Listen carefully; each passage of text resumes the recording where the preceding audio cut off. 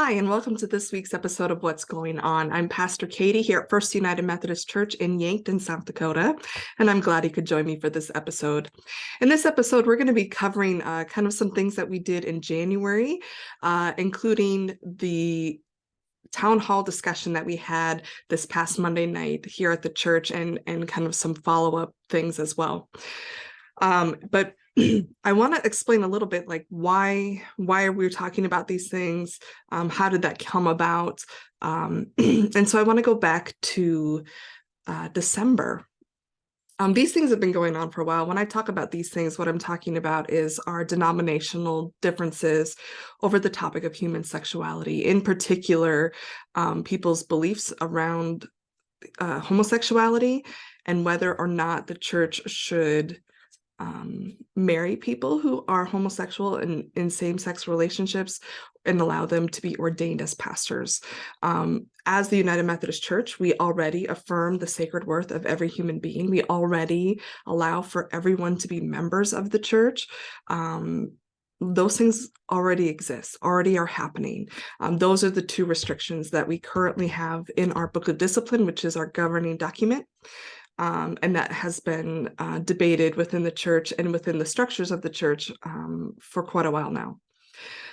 In December, our leadership team met and we were talking about our budget.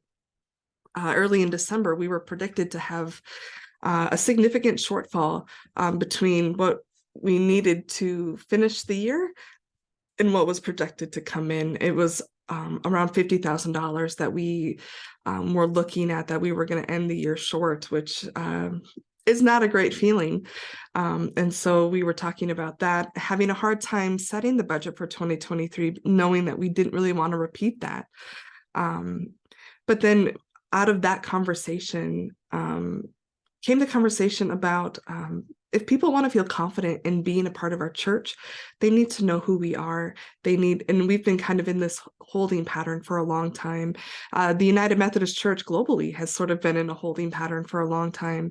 And the leadership felt that it was time for us to really get a sense of who we are and where we want to go and how we're going to handle this topic that's been so divisive for the church. And so at that meeting in December, I talked and walked the leadership team through kind of the 4 categories that the denomination has been using to help people sort of sort themselves, like, where am I on this topic?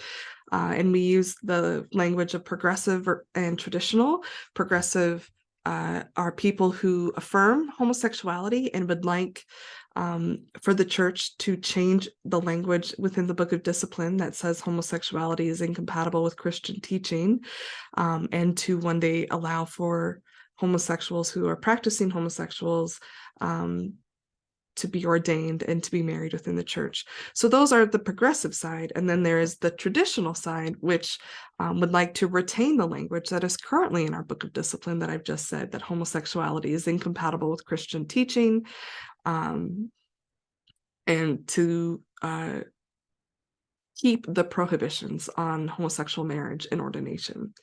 But then within those 2 categories, we understand that there is a spectrum, that people kind of fall along a whole, how strongly they feel about it, and how to one side or the other they are of it.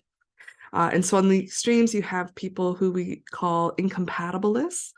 And those are people who really don't want to be a part of a church or a denomination that has people who think differently than them, or that the denomination itself has on its books things that are different than what they believe.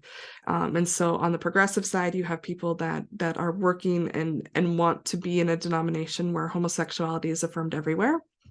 And then on the traditional side, you have people who do not want to be in a church where homosexuality is not affirmed, or where they want to be in a church where homosexuality is not affirmed anywhere. I hope I said that right. And then in the middle, you have the compatibilists who fall on either side. But there's more leeway as far as I can be in a church that maybe I don't agree with, as long as I can believe what I want to believe, or I can be in a church or a denomination where if my church is where I am, but the church down the street isn't there, that's okay. So again, there's this spectrum. So we use those 4 categories of progressive incompatibilist, progressive compatibilist, traditional compatibilist, traditional incompatibilist. And that was what we took a poll on for leadership team in December, which was really helpful. Our leadership team, one of the things we learned is all of us were compatibilists, but we did not all, it leaned progressive in our leadership team, but there were also more than one traditionalist. So we had both of those represented on our leadership team already. And so from that, the leadership team felt that it's time to start to have these conversations and to poll the church as well to get a sense of where we are, because nobody really knew. It's not something we've been talking about openly and kind of bringing to the forefront. And there's a lot of reasons for that. I think pastoral change, there were a lot of really pressing things that we needed to bring our attention to first. And also just, needing to get to a place where we were back together, building that community again, feeling that we could trust and have these conversations, and kind of getting over the trauma that we've all been through in the last couple of years. So it does feel like this has been the right time.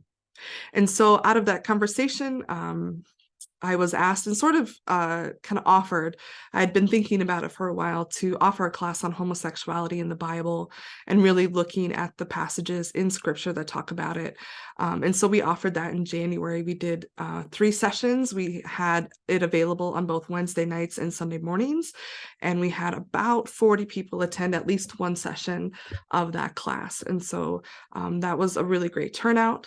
And I'm really grateful. There was really great engagement and conversations. And the thing I'm most proud about is the way that people really listened and respected one another and engaged and asked the hard questions. And so we just finished that up actually this week because we had a snow day on one of the Wednesdays. So the Wednesday class got delayed a little bit.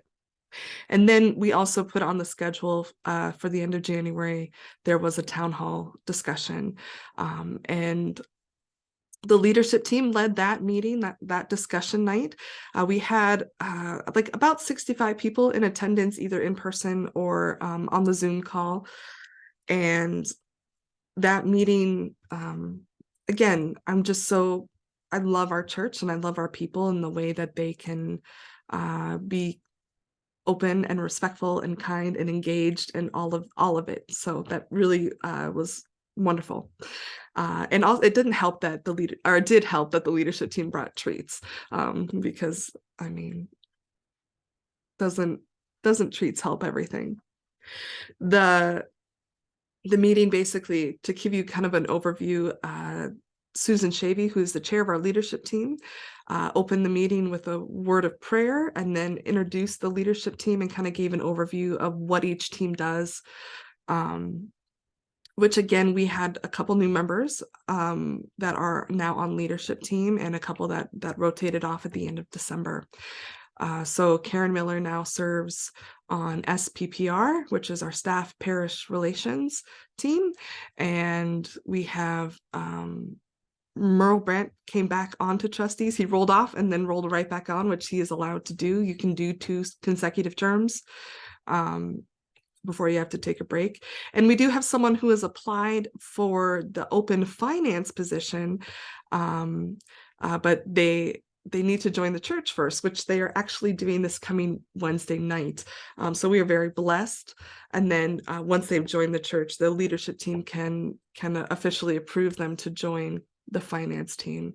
I don't foresee any hiccups there. This is a person who we are very grateful for and very incredibly happy that they discern that this is the way that they would like to serve. And And then the finance team took a little bit of time to talk about the budget. So I kind of started this saying that this kind of started out of a conversation around our budget. And so at the beginning of December, we were projecting that we were going to end the year with about a $50,000 shortfall. And I need you to understand that we would have been okay had that happened. We have surplus money from other years where we've ended the year with extra money that we've just kind of kept to be able to start the new year. We kind of roll over some of that money. And also we have savings in the foundation. We have been very blessed as a church in that way. And so we would have been okay, but it's certainly not something that we want to rely on because that is a limited resource. I will say that, and the finance team did share that at the end of the year, we actually ended the year with a $15,000 deficit rather than a $50,000 deficit.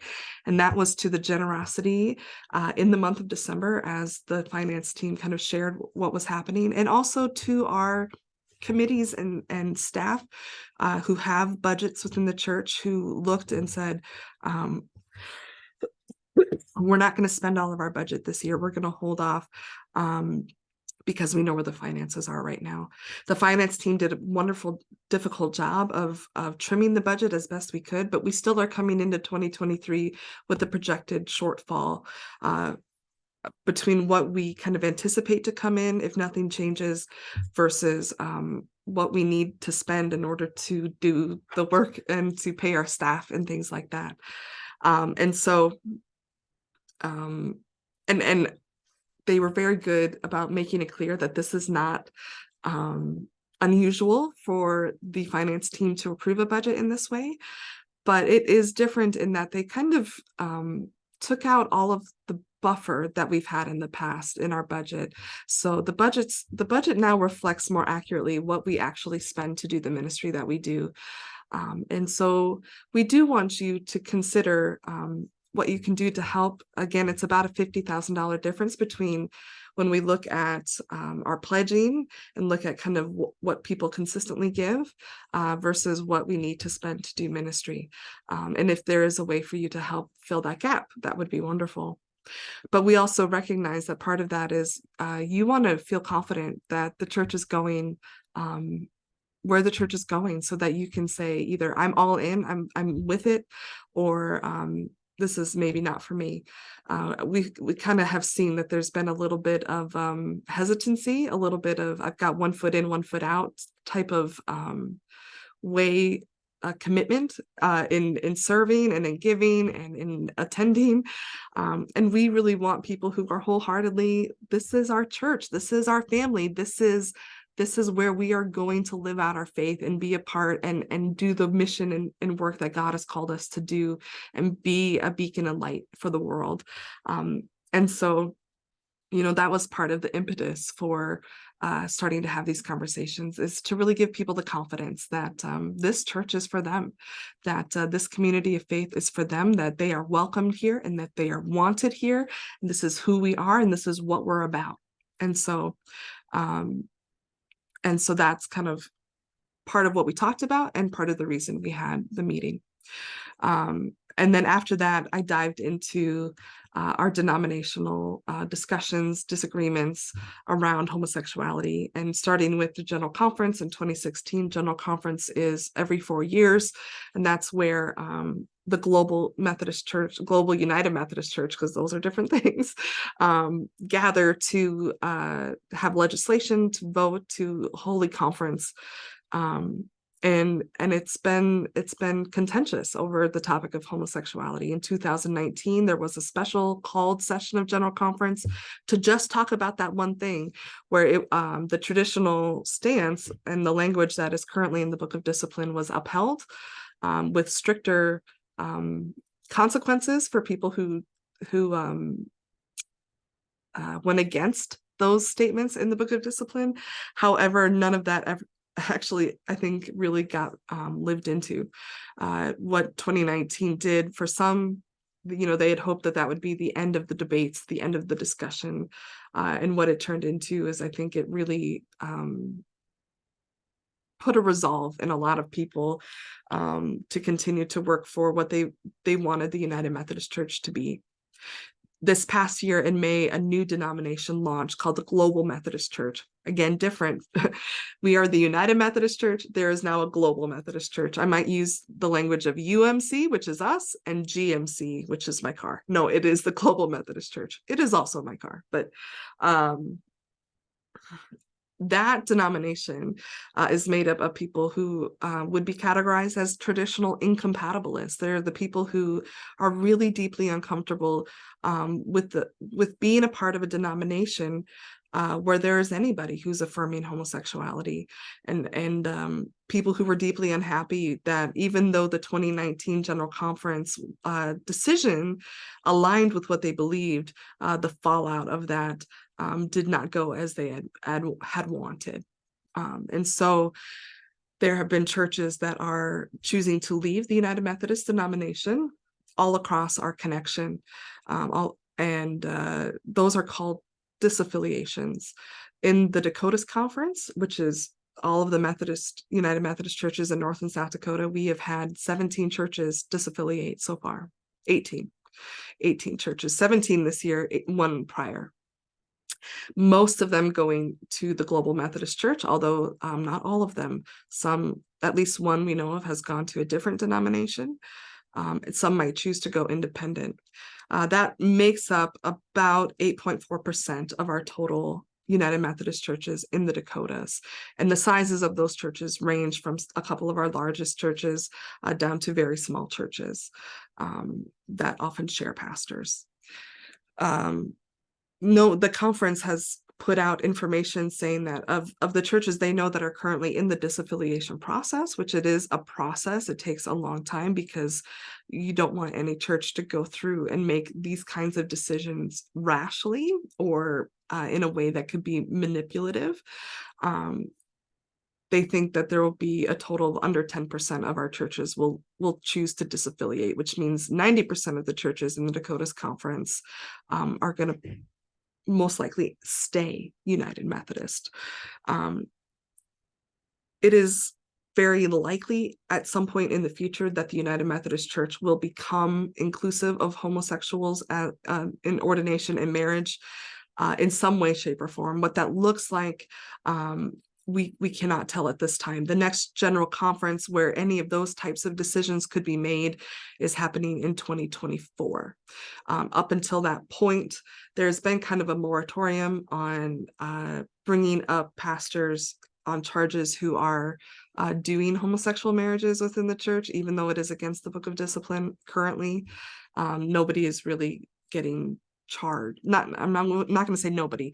The majority of them, we've kind of, I think the leadership in the denomination has sort of put that on hold, recognizing that we are deeply split over this topic. And so 2024 will be interesting for the General Conference to see what is decided there, and to see, what, if any, changes are made. Some of the questions that got brought up to me later that I would like to also kind of address is, someone asked me, as a United Methodist pastor, if the United Methodist Church were to become inclusive, would I be forced to marry same-sex couples whether I wanted to or not? And the answer is no.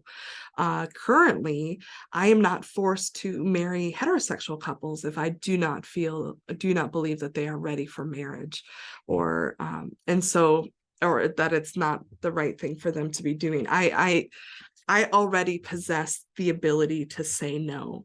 What is more likely is, the pressure that pastors feel from congregants who say, marry my grandchildren or my child that has nothing to do with this church, or I'm going to stop giving. None of you would do that, but I will say that happens. And it's unfortunate, but it is true that every United Methodist pastor has the ability to say no, that if they do not feel comfortable doing a wedding, that they do not have to do it. And so that was a question that was asked after the meeting that I just want to put out there. People ask questions of, Will the conference force us to take a homosexual pastor if we don't feel ready for that, or if we don't feel the church is ready for that? Again, the answer is no. We have an itinerant system, we have an appointive system, and currently it's still true that not every pastor is a good fit for every church. So there are churches in the Dakotas Conference that I would not be a good fit for, that it would not be a good idea for the cabinet to send me to those churches, not because they're not a great church, not because I'm not a great pastor, but we just might not be a good fit. I might not have the gifts and graces that can help them, or they might not receive well because of something about me, me as their pastor in a way that would be healthy and helpful for everybody. And so there is always going to be an understanding and a sense of what is the right fit.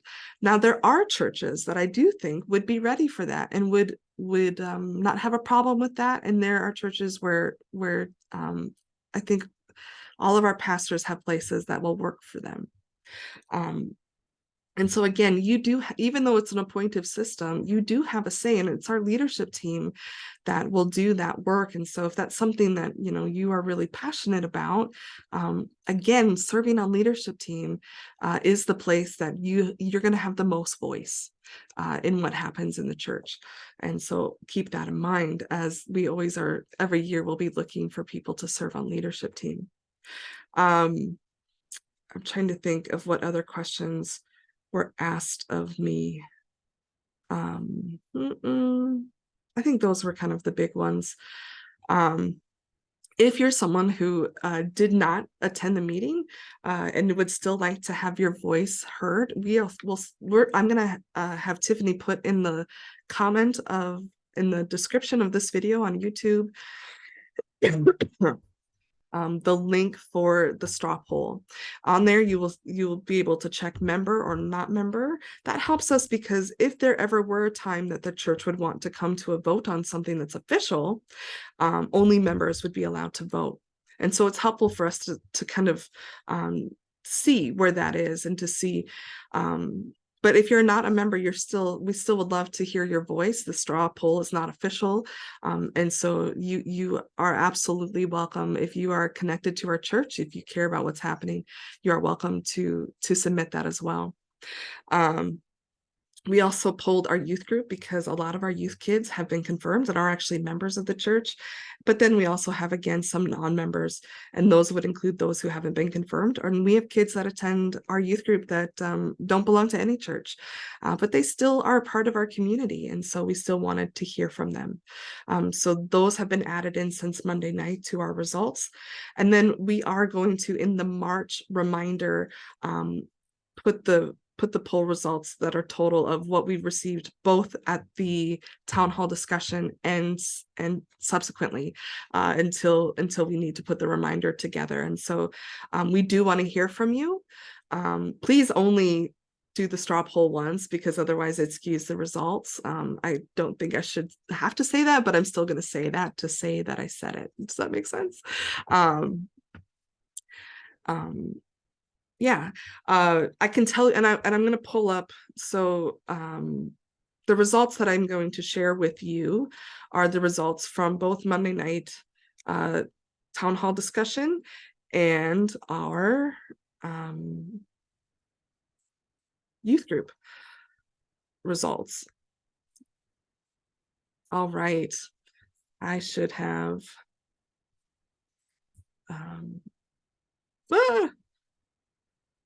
let's do this better. Okay, so hopefully you can see this. If you're listening to this, I apologize. I will do my best to describe what you see on the screen. So again, these results so far, and so this is going to look different than what we would have seen at the end of the town hall, because we have now added in the youth group results. And this will probably look a little different of what you will see in the March Remind, because any of the, if people hear this podcast and respond, or if people come into the church and say, I wasn't attending, but I wasn't at that meeting, but I'd like to take the poll, you can absolutely do that through the month of February. So the March one is going to look a little bit different too. They're just kind of going to keep being updated as we go. And so looking at these results, what we see as the blue lines are the member results, and the green are the people who are not members of the church. When we look at this, the largest category for both members and non-members are the progressive compatibilists.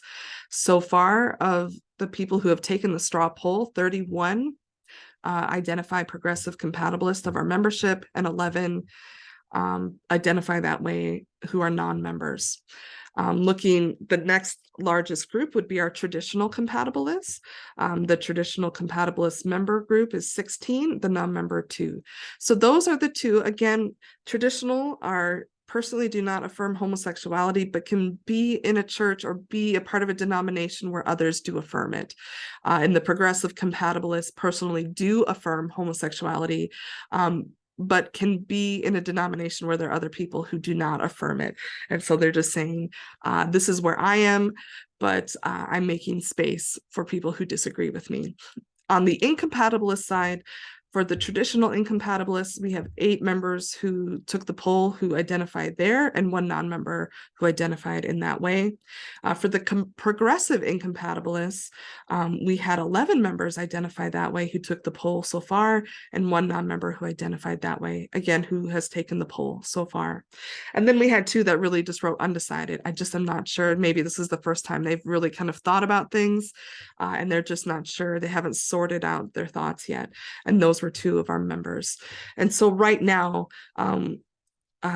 we have a total of, just looking again at the membership, 42 that are identifying progressive, 24 of our members that, again, have participated in this poll so far that are identifying traditional. And again, 12 non-members that have taken the poll identifying progressive, 3 identifying traditional. And so far our poll is indicating that our church, and one, I want to point out that there are people in every category within our church, which is in alignment with our United Methodist big tent, that we have everybody is welcome here. Everybody, that there's nobody alone. Wherever you are in the spectrum, you are not alone in this church, in that thought, in that belief. So I want you to see that. But it does seem from our polling so far that we as a church definitely lean progressive, that we definitely lean to having more people who identify as personally affirming homosexuality, and affirming being in a church that would be open to that, which would tell us so far that the likelihood is that this church will stay UMC. Now, this is only this is a snapshot, right? Like I said, it's going to continue to, as more people take the poll, we'll get a fuller and fuller picture of what that looks like. We are also, I'm going to stop sharing that screen right now. We are also going to have more of these town hall discussions. Our goal is for leadership team to host them quarterly, where, again, we'll be taking some polls. We might ask things in a slightly different way. We might ask the same question and see if there's any movement, or, with having different people attend, maybe some just couldn't attend that meeting. And so we're going to continue to talk about these things. We want to be clear, again, where we are as a church and what we're going to do. But also to be able to talk about other things, which leads me to the final thing I want to talk about today. I feel like I've been going on and on, but I got really positive feedback on doing the homosexuality in the Bible course. Again, I think that is so much to do with all of you who were willing to come and discuss and show grace and be open and willing to dig in. So I want to open that up. So what we're going to do is have something called Questions with Pastor Katie. I'm going to have a box available, just like we have the prayer request box in the lounge for you to submit anonymous prayer requests if you would like. I'll have another one that is for what are questions that you would like there to be discussion around, so that I can create like a Sunday school type setting, where we'll then tackle whatever that is. And so as I receive questions, you can also email, text me, stop in, let me know in any way, shape, or form. But I also want to give you an option of like, I want someone to talk about this, but I'm not ready to say that I am the one who wants people to talk about this, and that's okay. So once I get the questions, I will schedule the days that will address those and put those in the bulletin and advertise them, so that if you are interested in that question as well, you can come, and they'll just be kind of like one-off lessons. We'll probably do that again in the same time frame that I did the homosexuality in the Bible prior to worship on Sundays and Wednesdays. Also, my Tuesday lunch study is coming back this coming week, this Tuesday. And this Tuesday, we're going to be deciding what we're going to be doing for this next stage. And so if you are available at that time, you are welcome to come and be a part of that. I really love the group that we've kind of formed there, and we are always open to having more join us.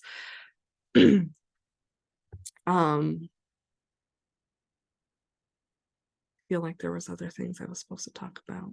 Oh, XYZ is going to be this coming week. UMW is also, I think, having their meeting on Monday. So there's lots of stuff coming up, lots of opportunities for you to get involved. And so I hope that you do. And if you'd ever like to sit down and visit with me more about what I've talked about today or anything happening in the church, I love coffee, I love tea, and I would be happy to do that with you. So until next time, God bless. We'll see you soon.